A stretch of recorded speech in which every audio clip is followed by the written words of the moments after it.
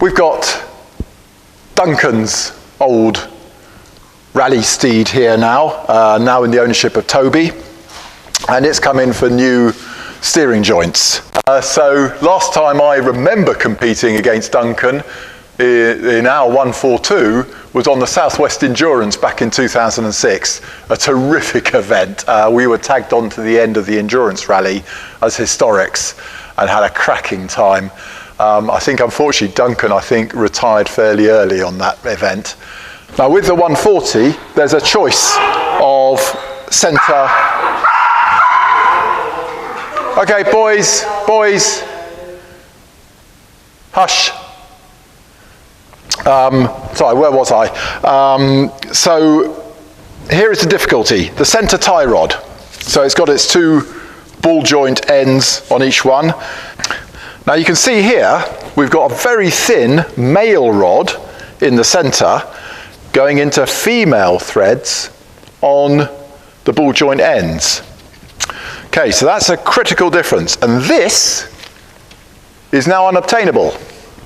So what we do is we convert to the more expected style,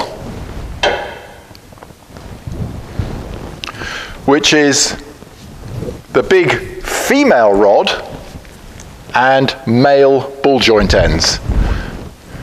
That we can supply the ends for by themselves, but we've also got the whole kit with the rod, very good value. Whereas this, with the male rod and female ends, you can't get the ends anymore. So this is rubbish. Now, this is what we're going to fit. So let's just go and see how to make life simple for ourselves. Okay, in order for us to send you the right arm, the next decision is early and late. So if your distance between the centres of the ball joints is about 580, then that's the early rod we need to send you. If in fact, as is the case here, the distance between the centres is closer to 500 mil, then we send you the late rod, like so. So, to briefly recap, what we need to know on your 140 is this centre rod here male, in this case, or female? If it's male, what's the distance between the centres of the ball joints? About 500 or about 580 mil. Then we can supply you with the right part first time. Okay, let's now progress to actually setting the new rod up. Okay, so pop it into your vise, making sure that the right hand thread is on the right hand side and the left hand thread is on the left hand side. If you're not sure, there's two giveaways. On the left hand thread, if you zoom in, the lock nut has a little nick on the corners. Nick on the corners of a nut means left hand thread. So there we go, left hand thread on the left hand side. And now, so we're going to pop this all the way out, noting that because it's left hand thread, I'm unscrewing it in a clockwise direction.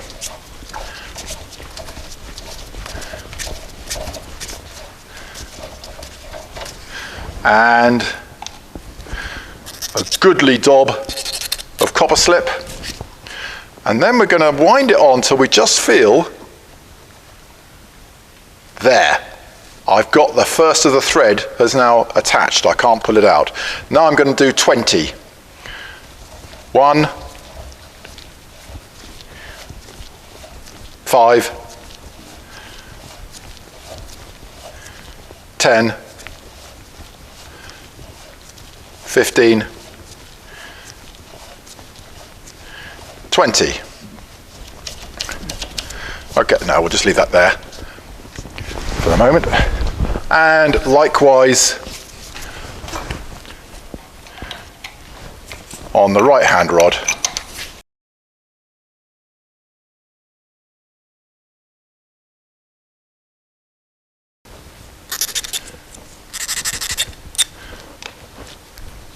And thread it in. There it is, that's the first thread. 20. 5. 10.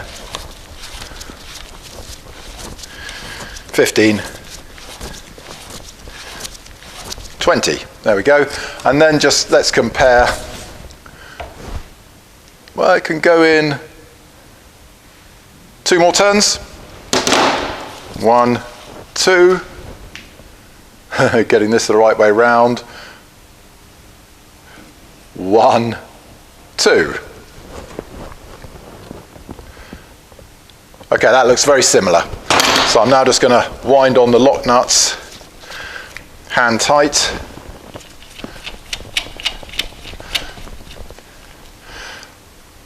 There we go. And then we're just going to offer it back up to the car. Having done that, we would ordinarily check all the geometry, but of course, since it's just the center tie rod you've changed, you just need to make sure that your toe-in is still about 1 mil. That's it. So, in recap, if you have a 140 that has a male center rod, then you cannot get the female ends, so you have to convert to a female rod with male ends. And to do that, we need to know whether the distance between the centers is approximately 500 millimeters, or perhaps it's closer to 580 millimeters. That allows us to supply you with the right part. There you go.